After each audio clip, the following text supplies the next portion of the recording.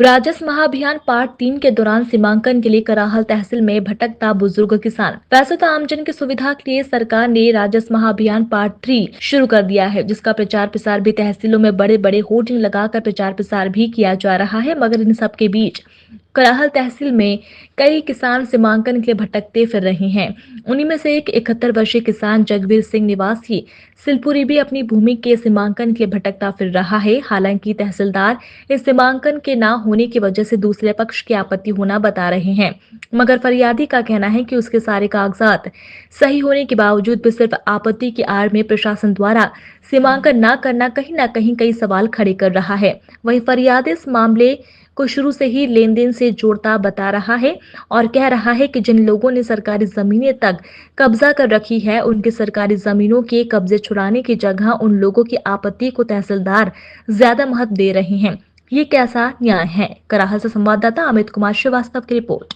और इस पे लिखा हुआ देखो 15 नवंबर से 15 दिसंबर 2024 राजस्व महाअभियान 30 है।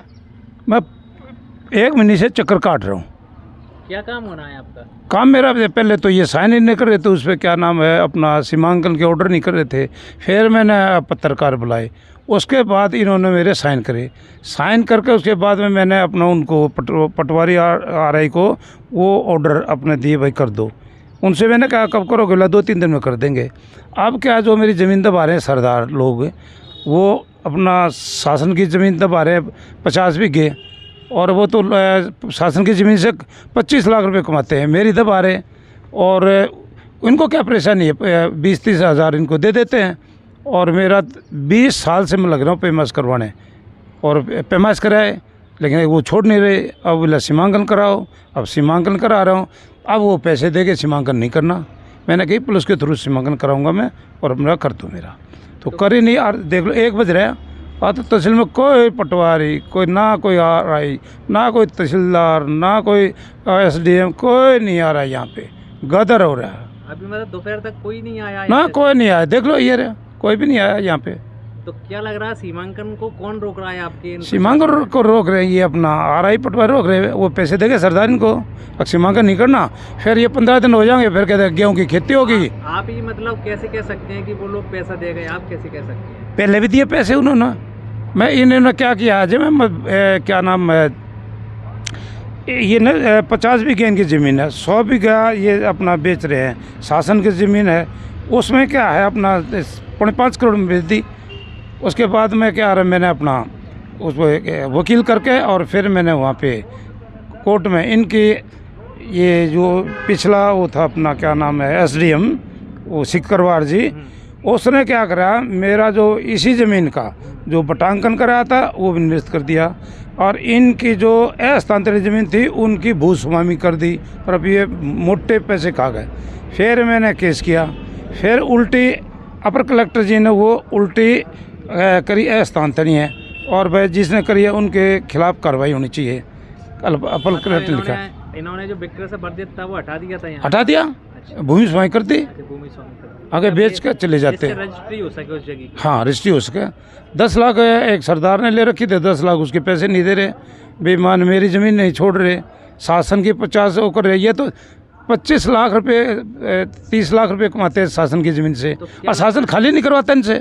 क्या लग रहा है फर्जी पट्टे। मतलब क्या करोगे आप यदि आपकी यहाँ सुनवाई नहीं होती तो? ना सुनवाई तो हमारी क्या, हम तो पत्रकारों के रो सकते हैं, पत्रकारों के आगे, और ना तो कलेक्टर साहब के अपने जाएंगे नहीं करना। पहले होने वाला था। हाँ पहले होने, पहले तो उन्हें कही मेरे 2-3 दिन में कर देंगे। और अब क्या कह रहे हैं? अब तो उनकी जबान ही बदल रही है। क्या कह रहे हैं वो? अब तो उल्टी सीधी कह रहे हैं, देखेंगे 15-20 दिन में देखेंगे, फिर कह देंगे गेहूँ जम के, फिर कह देंगे पहले मैंने वो कराया था सीमांकन का, पहले उन्होंने बोले 6 महीने में तो निरस्त हो जाता, वो निरस्त ही कर दिया मेरा पक्ष, तो अब 6 महीने हो गए, ऊपर तो खत्म ही हो जाता है। ये 6 महीने काट गए, फिर खत्म कर देंगे। आपको परेशान किया जाए? परेशान, बुरी तरह से परेशान किया जा रहा है। कितनी उम्र है आपकी? उम्र 71 साल है मेरी। 71 वर्ष? हाँ। अच्छा। और मैं आता हूँ 20 किलो आना जाना स्कॉर्पियो होता हूँ, 300 रुपये का मेरा डीजल लगा, परेशानी नहीं आ रही मेरे को।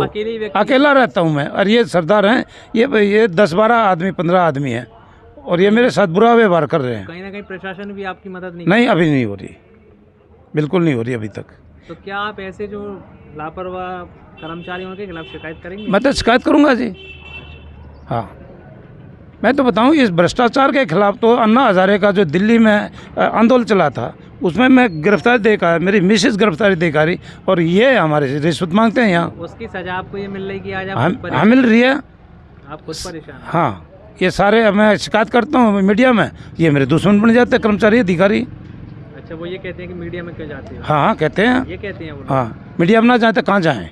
अच्छा, अब ये बताइए, या तो कोर्ट है, न्याय मिले जहाँ, या मीडिया है, और कहाँ जाएँ? आप देख रहे हैं कि एक बुजुर्ग व्यक्ति हैं, बड़े परेशान हैं, कराल तहसील के लगातार चक्कर काट रहे हैं। मैं, हालांकि क्या है, काफ़ी तहसीलों में मेरा आना जाना बना रहता है। कई गरीब किसान, बुजुर्ग किसान, मजदूर वर्ग चक्कर काट काट के परेशान हो जाता है।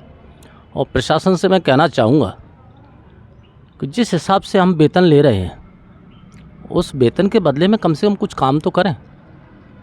बैठ के उस वेतन को ले जाते हैं, सुबह से शाम तक कलम नहीं चलाते हैं। ईश्वर भी ऐसे अधिकारियों को माफ़ नहीं करेगा।